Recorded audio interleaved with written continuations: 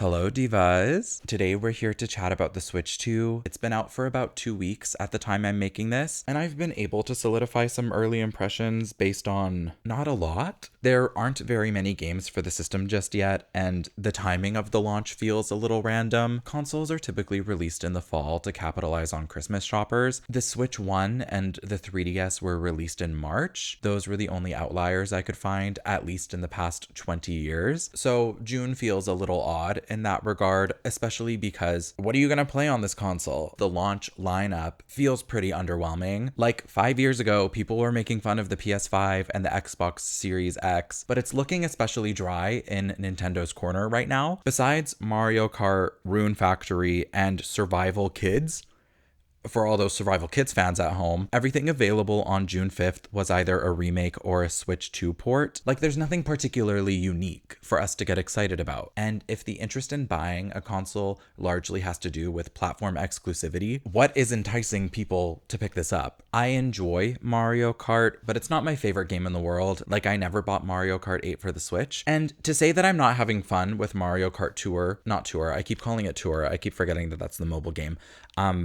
To say that I'm not having fun with Mario Kart World would be disingenuous. I think it's a good game, but if you're familiar with my content, I'm almost exclusively an RPG player through and through. We'll circle back to the games in a minute. I just want to discuss the console itself first. I like it more than the Switch one. In the past couple weeks, it really has encouraged me to play Switch games again. From the beginning of 2025 to now, I've mostly been attached to my PC, but lately I've been playing a ton of Mario Kart World and Fire Emblem Warriors 3 Hopes. Mario Kart is the only Switch 2 exclusive that I have. I was considering getting the Bravely Default remaster, but that just doesn't seem worth it to me right now. I also played around in Tears of the Kingdom, Pokemon Violet, and Super Mario 3D World, and the experience is vastly improved. To be clear, I didn't get the paid upgrade for Tears of the Kingdom, but the Switch one has a lot of problems running these games, and the Switch 2 plays them at 60 FPS pretty seamlessly. It feels a lot better than the Switch 1. For me, that's the big draw. These games that needed a little bit more juice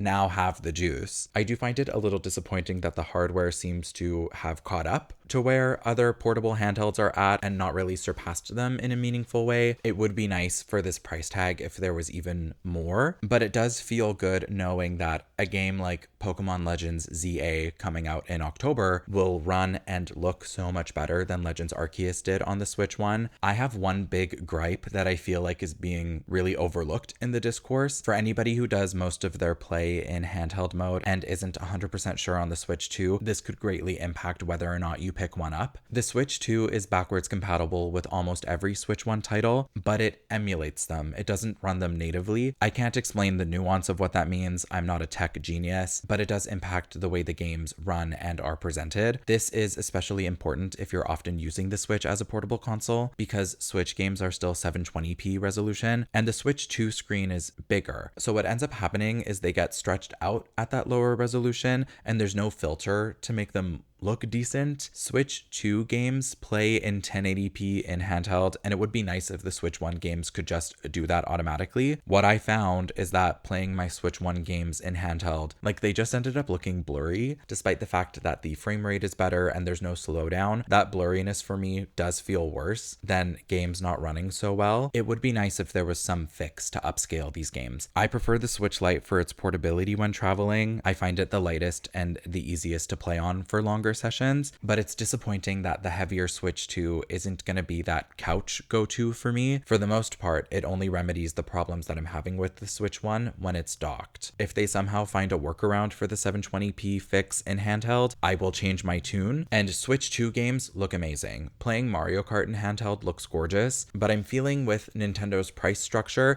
I'm not going to be buying that many Switch 2 games. If you're only playing handheld or games that generally don't require a ton of processing power, in my humble opinion, the Switch 2 might not be for you. Certain upcoming releases that are only getting a Switch 1 release are a lot less appealing for me now. I think I would enjoy playing Final Fantasy Tactics in handheld, but at present with Nintendo, it's only getting a Switch 1 release. It'll look good on the TV, but I might as well get it in a year on Steam for cheaper than it's ever going to be on the Switch. You know what I mean? I do think 8 years is a reasonable gap between console releases, and the Switch will be supported for a long time. Like, they're still releasing PS4 games in 2025. I bought the Switch 2 because it's more powerful, but if there's no exclusives that you're looking forward to, the Switch is still going to be useful for a really long time. It is expensive. I'm not going to pretend that it isn't a big upfront purchase, but I think the Switch 2 is a reasonable price if you look at competitors. I'm only bringing this up because I'm seeing the discourse that it's overpriced, which I don't think is true. I think it's expensive, and to actually play games on it is even less accessible. I'm not going to deny anybody that, but if you look at something like the PlayStation Portal, that's the PS5 handheld companion,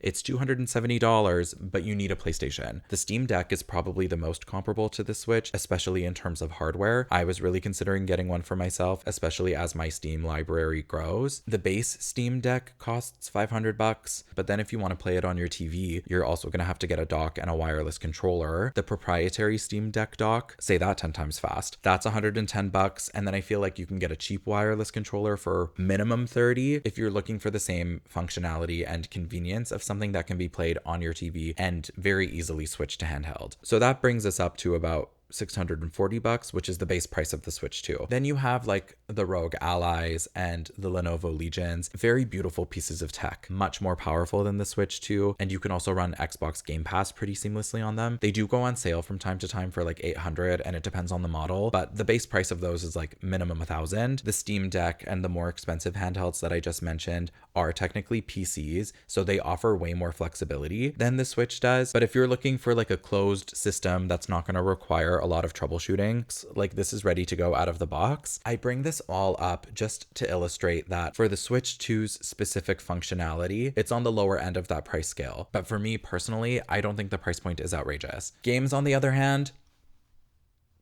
it's feeling like a scam.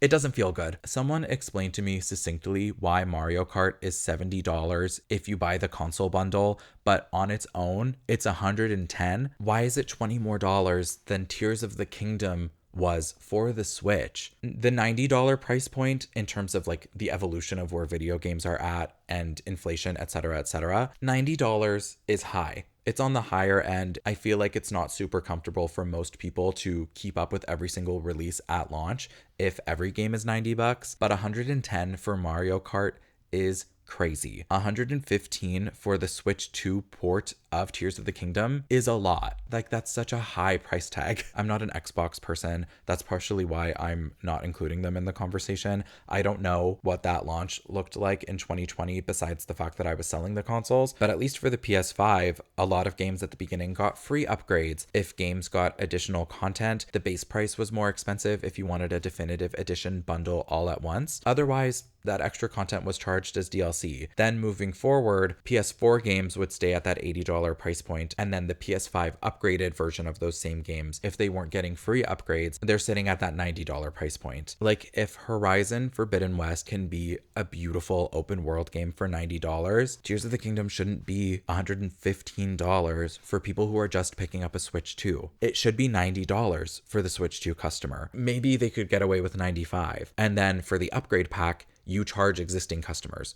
Sure, it's cheaper for someone to buy a copy of Tears of the Kingdom and then buy the upgrade pack separately than it is to buy the Switch 2 version of the game. Like, Nintendo is playing in our faces and seeing how much money they can make. I know I probably come off as a little bit hypocritical because I bought the console. Part of that is my fault. I didn't do a ton of research into the future of what Nintendo's doing. Like, had I shopped around on the website a little bit more, I might have caught these things sooner. The thing I was really paying attention to is the fact that Mario Kart in the bundle is 35% cheaper than it is to buy it standalone. Obviously, the gaming industry is changing. It's been slowly moving towards digital for a really long time. And I do think Nintendo is getting a lot of flack right now because they're the most visible, but they definitely should be taking heat for their first party pricing. I want Hyrule Warriors Age of Imprisonment. I want Legends ZA. I want whatever the Gen 10 Pokemon game is. I'm slowly building internet clout off of Fire Emblem because it's my favorite franchise in the world. But if I buy those 4 games in the next year and a half, that's going to set me back $400. Has nothing to do with the quality, has nothing to do with the scope. It's just for exclusivity. Gaming is a luxury for sure.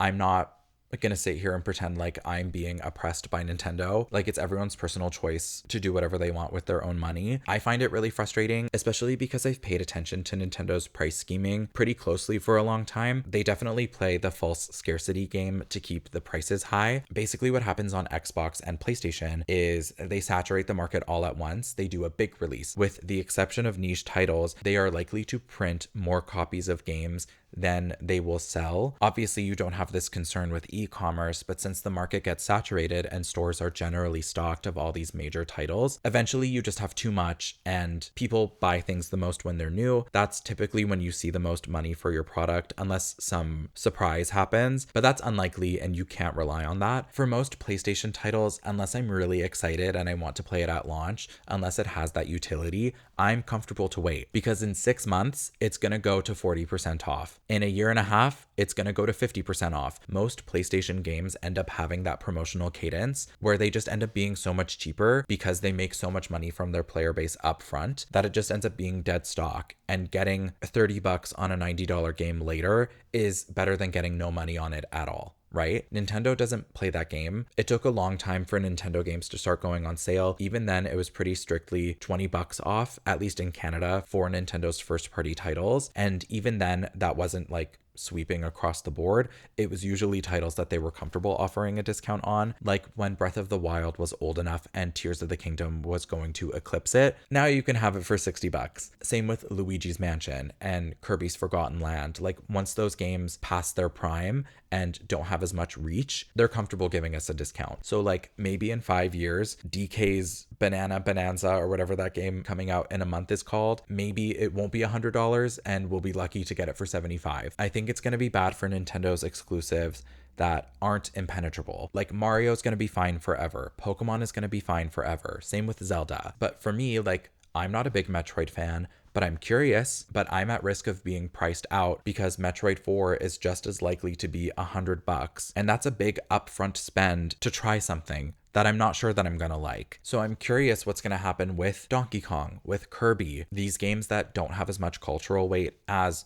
their biggest franchises. I've also been noticing this year, especially, a bigger trend of digital titles being less expensive at launch. For example, I like AI The Somnium Files. There's a new release coming out in July. It's $25 cheaper across platforms to get it digitally than it is to get the physical copy. Bravely Default is like $15 cheaper. Same with Final Fantasy Tactics. It's going to be $15 cheaper digitally. My contender for Game of the Year, Digimon Story Time Stranger, is $10 less for the digital edition. For AI The Somnium Files, I kind of get it. That's not a super popular game, but Square Enix is a big publisher. FromSoft is a big publisher, and their most recent Elden Ring release is a fair amount cheaper if you just get it digitally. So some of these studios are becoming more and more comfortable with the customer eating the manufacturing cost, which sucks. I enjoy having a library of games on my bookshelf, but just like based on industry trends, that might be something I have to reconsider moving forward. The biggest issue with the Switch, obviously, is that there isn't really much to play. I enjoy Mario Kart World, and I'm looking forward to having friends over so we can all play it together. But the first exclusive that I'm interested in doesn't come out until October, which is Pokemon. There's not much to be excited about, and there's not much urgency to get the console today. The silver lining is that I'm excited to play through my Switch backlog. I imagine Xenoblade Chronicles Open Worlds will feel much nicer, and Pikmin 3 will be cool when the screen isn't cutting to black. Yeah, so some of the games, even if they're first-party titles, are having issues emulating on the Switch too, for reasons unknown. If you're a big Smash Bros player, there's big issues with online play between the Switch 1 and the Switch 2. The game loves to crash. So even the first party titles are not safe. That's my review, a bit more ranty than I expected, but I'm annoyed by the lack of focus when it comes to the discourse. I think there's a lot to be dissatisfied with Nintendo about. And I think right now, because it's mainstream to be mad at Nintendo, the popular thing to do has been scraping the bottom of the barrel for every potential issue that could be happening with the Switch. And I think it distracts from the big picture issues, which is the pricing is predatory. Again, I don't think the console pricing is predatory, but literally really, what am I going to play in handheld on this? What's the point of it being bigger? If I'm just locked to using this on the TV, we could have just made a home console. Like, if there's nothing interesting and there's no exclusives, what are we doing here? I am satisfied with how it runs my Switch library, especially when I play it on the TV. I'm having so much more fun playing Three Hopes than I did on the Switch itself because it doesn't feel awful. But I do think the industry is at a really important crossroads when it comes to pricing, when it comes to video games as a luxury, when it comes to physical ownership of games. I know licensing is a really big discussion right now. Nintendo isn't doing something new by selling a physical game that just performs a download on your system. I'm not saying that it's good. I don't think it is. I think it's important to be concerned about whether or not your library is future proof, especially if a service or network goes down. You basically have nothing. That is worthy of criticism. And I think this year is going to send a strong signal to these bigger corporations as to what people are willing to pay for and where those lines are going to be drawn. The Switch 2 sales are good, but I think the sales of Switch 2 games is going to be bad. I don't know if anybody's buying Switch 2 games. Right now, the top sellers on the eShop are the Tears of the Kingdom and Breath of the Wild upgrade packs. So not buying those games new, although some people have been, and Mario Kart World, but I think we can largely attribute that to the bundle. I'm pointing to my empty Switch 2 box off screen that you guys can't see. Anywho, those are my thoughts. You can agree with me, you can disagree with me. I know the Switch 2 is polarizing. If you have something to add, all I ask is that you be nice about it.